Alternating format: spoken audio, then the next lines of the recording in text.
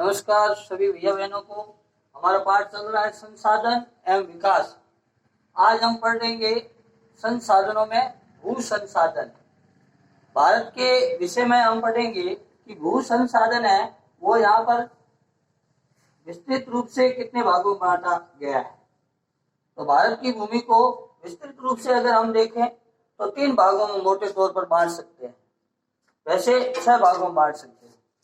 तो इनमें से सबसे पहला है मैदान। मैदानी भूमि का प्रतिशत देखें 100 में से 43% मैदानी भाग है और इसका उपयोग कृषि, उद्योग, आवास, सड़क, रेल, प्लेटफॉर्म आदि के लिए किया जाता है। 30% भूमि पर पर्वत है और पर्वत का उपयोग नदियों के प्रवाह एवं पर्यटन विकास के लिए, बांध निर्माण के लिए आदि कार्यों के लिए है। यह पर्वतीय भूमि का उपयोग किया जाता है। पठारी भूमि का जो प्रतिशत है वह है 27%।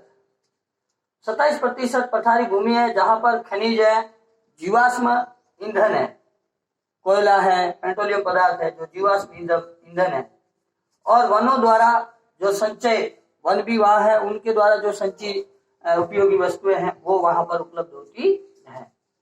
इस प्रकार से ये 100% भाग है जहां पर पठार, मैदान और पर्वत, इससे भू संसाधन है।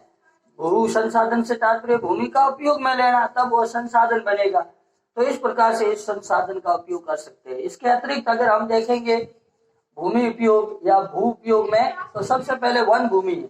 वन भूमि जहां पर वन ही वन है, उसका अत्यधिक जो क्षेत्र है जहां पर हम वन से प्राप्त सामग्री वो उपलब्ध होती है और उससे कई उद्योग धंधे चलते हैं, तो उससे संबंधित जो वन भूमि है वह उपयोग में ली जाती है। उसके बाद आता है कृषि के लिए अनुपलब्ध भूमि, यानी कुछ ऐसी भूमि होती है जो कृषि के लिए उपयोगी नहीं है, यानी कृषि के लिए वह बिल्कुल उपयोग में ली नहीं जा सकती है। ऐसी जो भूमि होती है, जैसे कोई पथरीली भूमि है तो जहां पर मिट्टी नहीं है, तो ऐसी भूमि जो है वो कृषि भूमि के अंतर्गत अनुपलब्ध भूमि में आती है। उसके बाद है प्रति भूमि के अतिरिक्त कृषि योग्य अयोग्य भूमि। प्रति भूमि के अतिरिक्त कृषि अयोग्य भूमि, यानी ऐसी प्रति भूमि है जो कभी खाली रह जाती है। उसके बाद भी जो अयोग्य भूमि है, यानी जहाँ खेती हो सकती है लेकिन किसी कारणवश नहीं हो पाती है, तो ऐसी भूमि भी अयोग्य भूमि है, क्योंकि वहां दूसरा संसाधन भी चाहिए खेती के लिए।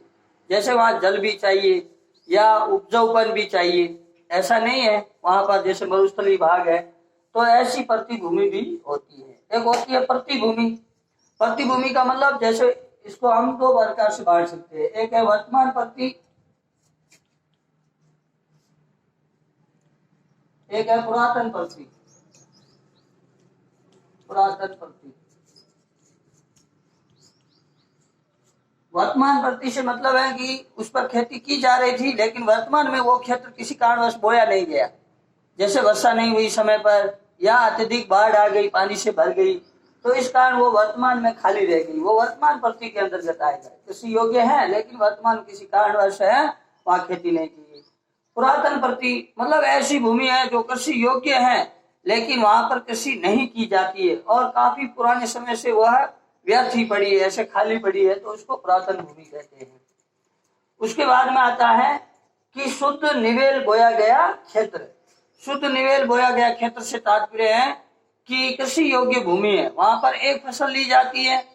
जैसे एक फसल ले ली वहां खरीफ की, और खरीफ के बाद वहां पर उसी भूमि पर ही है रबी की फसल भी बो दी गई, वो भी फसल वहां ली गई, और वहां पर जायद की फसल भी ली गई।